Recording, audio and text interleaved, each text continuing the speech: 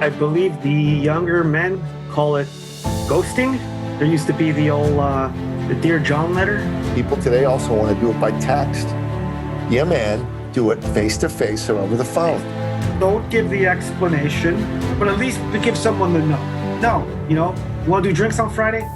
No. For a man to behave that way, that's messed up. Because he'll tell you to your face that yes, he wants to do something, and then when time comes up, he's a no-show. I'm sure there's women out there that have been ghosted before, and it's like, what kind of a man is that? And saying no is such a powerful thing, right? That's integrity. Yeah. That at least they know that you're gonna do what you say and say what you do. You want to be successful, you need to decide quickly. But if I had not been straight, if I had lied, I couldn't live with myself. I couldn't look at myself in the mirror. I'd have sold out the essence of who I am. Welcome to the Sovereign Man podcast, where we aim to make men masculine again. I'm your man, Nicky Ballou, and I'm here with my man, Rob Arpa. Arpa, what's going on? Yeah, it's a beautiful day. Sun is shining in February. Snow is melting. Can't ask for anything more, I don't think. You know what? True dat, as they say. True dat. So today, we got a great topic. We're talking about the concept of the dishonorable no.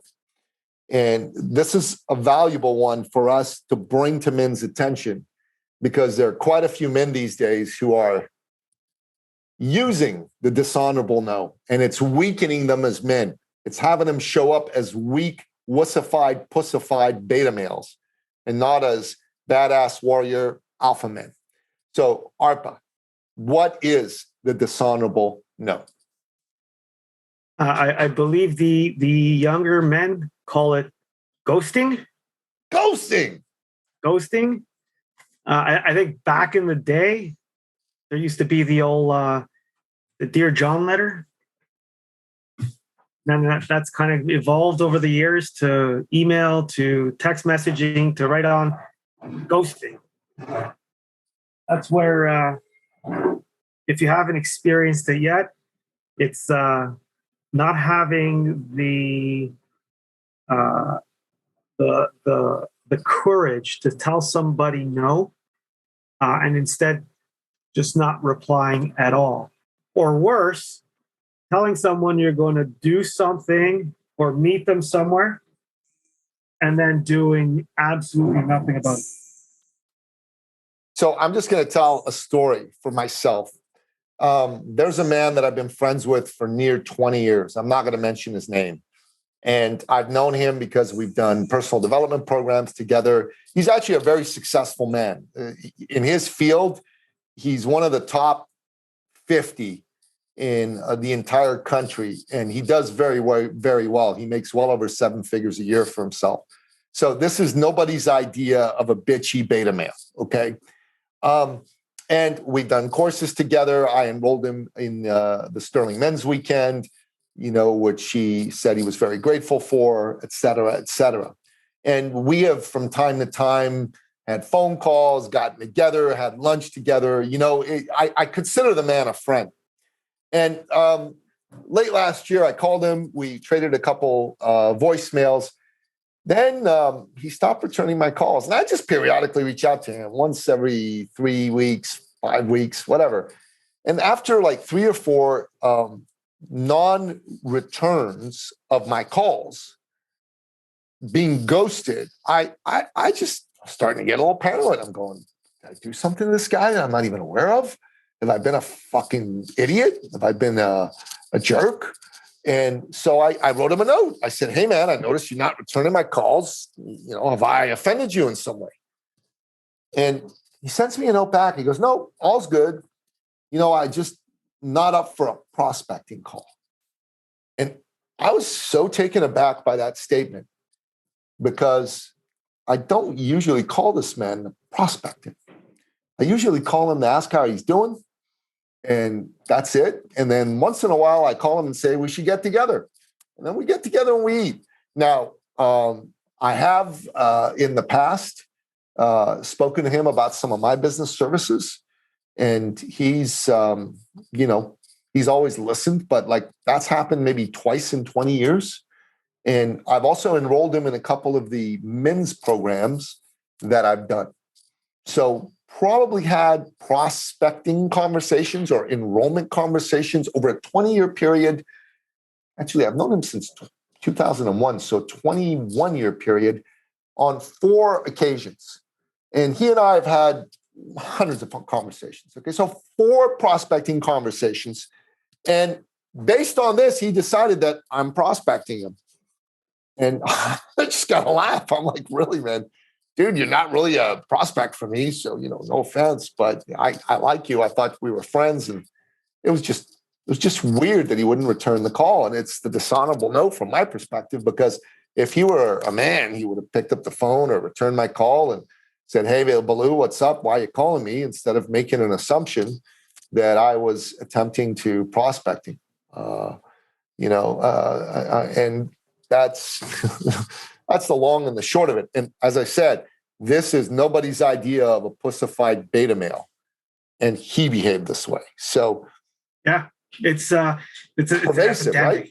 It's an epidemic, man. Because there's a man that you and I both know, very successful man, and the same thing. Like, you figure he is in the legal profession. You think this is a man that's going to have some cojones if he's able to stand up in court and address, someone's accuser of something, that he's fighting for someone and facing someone else at the same time. But this man acts I think in even a worse way, because he'll tell you to your face that yes, he wants to do something, and then when time comes up, he's a no-show. He's a no-show. Yeah, we know this individual, and I love this guy. Yeah. Like man is a man that I'm a fan of. I consider him a friend. I would do anything for this man, but he acts this way, and it's just ridiculous. Yeah, like here's a man who's trying to launch a charity, and wants to do all this charitable work, and yet he still behaves this way, which to me, like, it reminds me of like when I was a kid asking my mother for something. My mother never had the balls to tell us no.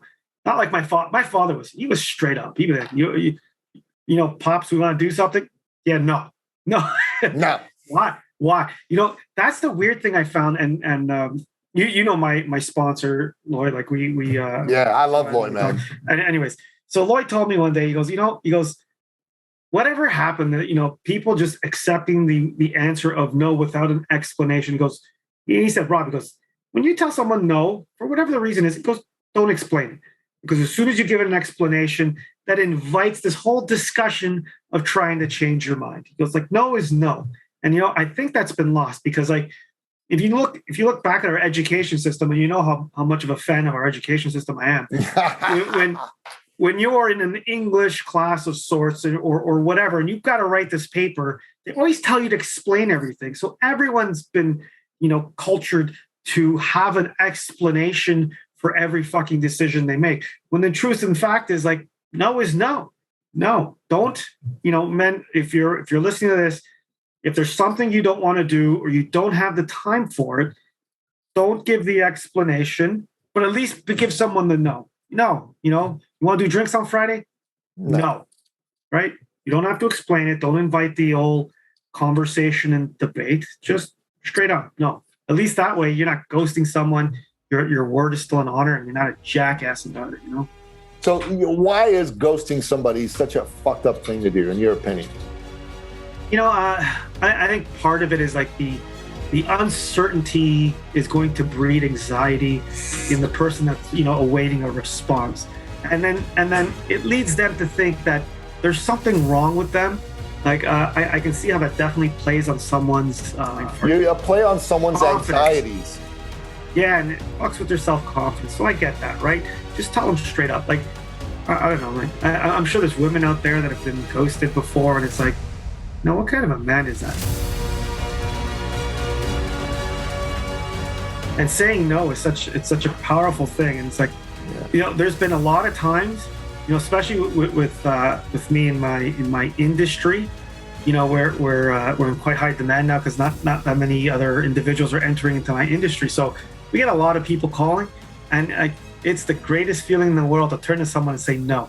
I had no word of a lie when we had the blizzard a few weeks back. Yeah. People would flag us down at the side of the road, and they would offer us money. I think we got offered from one guy up to $200 to clean his driveway. We said no, and it's funny. You just watch these people's jaws drop. It's like no, we don't want to do it.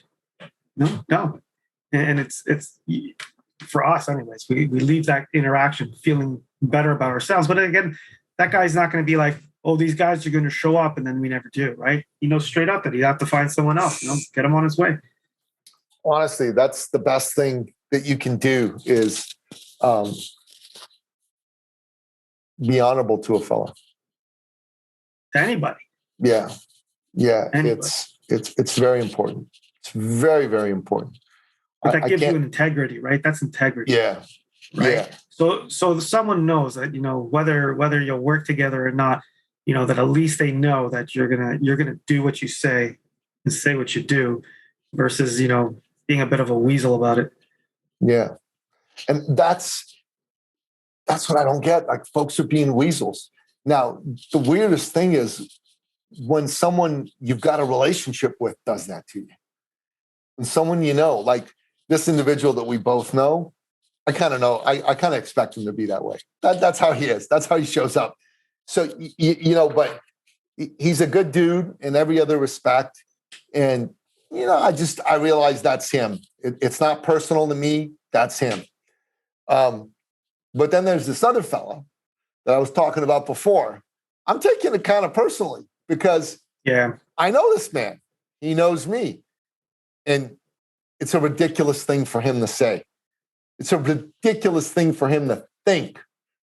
And even if it were true, let's just say it were true that I intended to prospect him. We've known each other 21 years. You can't take a phone call from me and tell me no to my face. I'm not interested. Are you fucking serious? You fucking pussy. Even to make a few minutes of time, even after hours, if he didn't want to chew into his business hours, to at least make the call and say, hey, what's up? And then, just say, look, man, I'm not looking to join into something, just to be honest about it, right? Rather than, acting in this manner, and that's cool. Listen, this is feminized, boyish behavior. It's feminized, boyish behavior, man. This is what you expect from like your. I expect shit like this from my 5-year-old daughter. Go make your bed, and just stands around watching TV for the rest of the day. That's what this is equated to, right? Like, listen, when I was a teenage boy and I'd ask girls out, there'd be a lot of them who'd say, "Okay," and then I'd call them, never show answer, didn't come to the phone. Ginny's not in. I know Jenny's in. I saw her walk into the house. I have a cell phone. Jenny's not in. Don't give me that crap. But, that's something that women do. And I mean, for a lot of women, it can make sense, right? Because if a guy's a bit of a, an idiot and there's a physical strength imbalance, I could totally understand that. But for a man to behave that way, that's messed up. Even for a woman, it's not the greatest thing to do. But for a man, it's completely messed up. Yeah. So. You know what? I would think the chances of you being ghosted by a woman is probably slightly less than men. Because I find like the maturity level in men, I don't know. Like they don't have that growing up. I don't know if plummeted, bro. Because we were talking earlier today about like the effects of children being raised without fathers.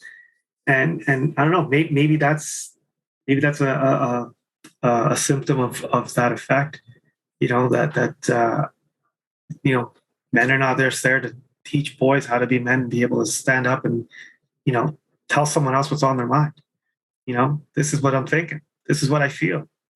You want to do this? No. All right. It's cool. Just because someone says no doesn't mean it's no forever. Just say no. No.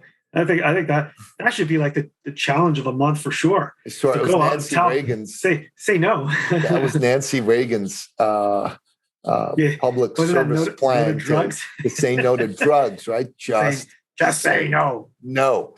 But I'll tell you something else. People today also want to do it by text. Be a man, do it face to face or over the phone. Face-to-face. Don't send a text and go, I don't want to talk to you, so I'm saying no to you over text. Like that's Wow. like these girls who break up with dudes over the phone. Now I hear that Over dudes are breaking up with girls over the phone, and that is unmanly as shit. So I listened to a podcast. A friend of mine sends me this podcast with this radio program out of the U.S. and they constantly do like these date follow up type calls. And ghosting is a very frequently occurring instance. Like it's not abnormal, which is weird. Right? And I can understand in the dating scene it might be slightly uncomfortable, but it shouldn't be, at least between friends, acquaintances. If you're not, no embarrassing situation, and saying no is it's like facing rejection. The more you go out and you do it, the easier it gets to be, right? And it saves so much time. How many times does someone have to message you 2, 3, 4 times, and you're still ghosting them, ignoring them, and then eventually they give up? Just say no right from the start, and it just makes everything so clear. Right It also causes an energy drain. Like in sales, I love no's. No's are such a great response. The no's, build my character, and the yeses build my business, right? But these people, I'll get back to you. I'm gonna say, don't fucking get back to me. Tell me now. Don't fucking get back to me. Tell me now. Yeah. I'd rather you say no now, so I don't have to bother following up with you. I don't like following up.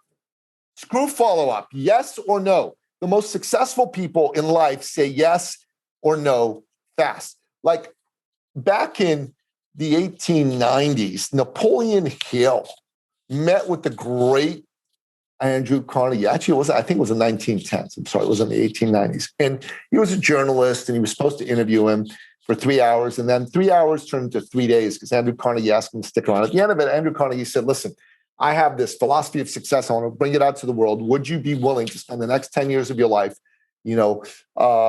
basically researching and coming up with a definitive book on my philosophy of success? I won't give you any money, but, I will introduce you to all the most successful people in the United States at that time so that you can meet them. Would you be willing to do this? So Napoleon Hill said yes in 31 seconds. Years later, he found out Andrew Carnegie had a watch under his table that he was looking at. He'd given him a minute to answer. And if he didn't answer within a minute, he was going to withdraw the offer.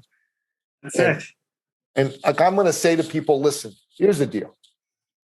You want to be successful, you need to decide quickly. And the decision you need to make is, does it make sense for you to go to the next step with us? Like I'm doing an event tomorrow. You don't need to decide on signing your life away or spending millions of dollars here, but you need to decide, did you get enough out of today for it to warrant you to have the next step? There should be no thinking about it. You're either, yeah, Nikki, I'm interested. Let's book a call, or nope, no interest whatsoever. Don't lie. Don't ghost. Don't waste my time and my psychic energy by forcing me to follow up with you. And do yourself a favor. Tell all your prospects the same thing. Don't waste my time by forcing me to follow up with you. It's either a yes or it's a no. I'm good either way. The yeses build my business, the no's build my character. Yes, no, yes, no. And that's the truth for anything. So a man who can't say no is a man who doesn't deserve success, deserves to be what he is, which is a loser. Even if he's a winner and he makes millions of dollars, he's a psychic, energetic loser as a man. He's a feminized soy boy, girly man. Remember Arnold used to say, don't be a girly man. Don't be a girly man. These guys are girly men. Girly men. Yeah. I don't know any successful man that doesn't know how to say no and properly do so. I'm quite confident a man like Elon Musk or Jeff Bezos, you ask them something, you're going to get a straight answer from them pretty quick. I don't think you're going to sit and roost on something for too long. No. You got to strike when the iron's hot. Nah. I don't have time for that shit. The truth of the matter is that the good men and women of our world are people who are able to be direct, people who are able to tell you the truth. listen, you know what's going on in my world. We're not going to like get into it on this podcast, but you know what I'm dealing with a lot of situations in my business.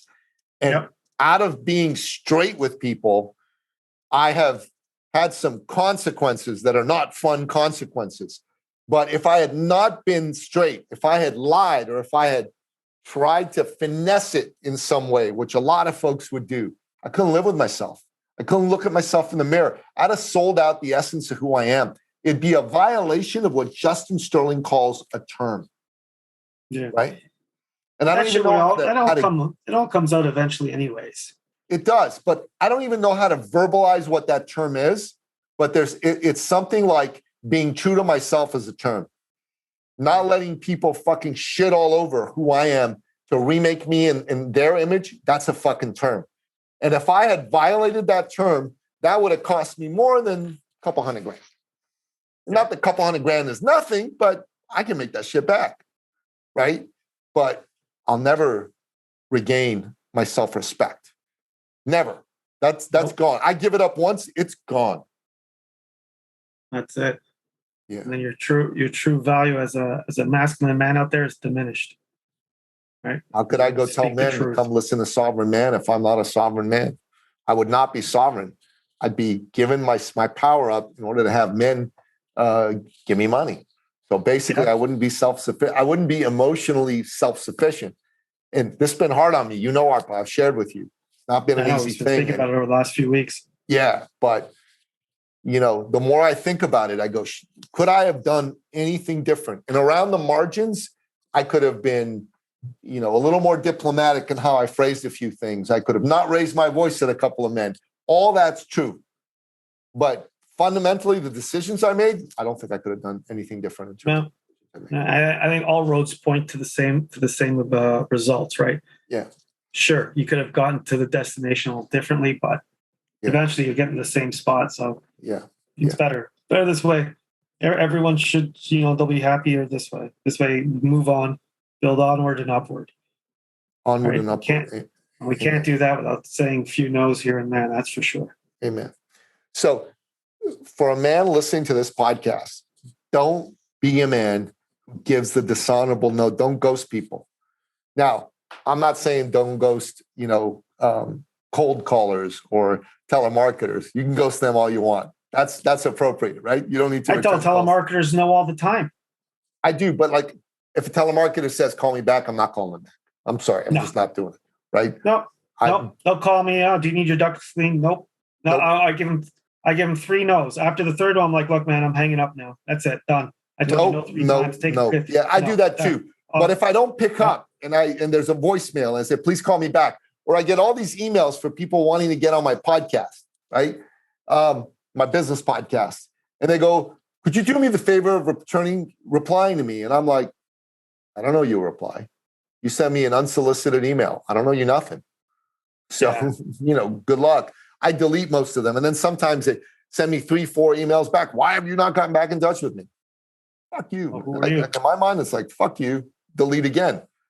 You know, you are sending an unsolicited inquiry to someone who does not know you from Adam. If I knew you, I'd owe you a reply. I don't know you. You've intruded in my space. I owe myself getting you the fuck out of my space. Yeah. All right. So, Arpa, like this has been a very valuable podcast episode. The men listening to this podcast episode, and frankly, women listening to this podcast episode, have learned about the dishonorable no, have learned how destructive it is, and have learned that, you know, only men who are pussies and feminized and boyish use the dishonorable no. All other men honorably say no. And by all other men, I mean all men honorably say no. They do the hard work of saying no. They do the hard work of saying no. Saying no. Arpa, I gotta say, man, like I'm just tickled pink impressed with how good a job you're doing of coming up with great topics for you and I to discuss in these particular episodes that we do together, number one, and B, the wonderful turns of phrase that you're coming up with. It's just really, really great. Really, really great. Surprises myself sometimes. No, man, that's good. Arpa, you're a great man. You're a smart man. It's fun doing these episodes with you. It's fun running the Sovereign Man movement with you. And I'm looking forward to the next episode that you and I do together, brother. Yes, sir.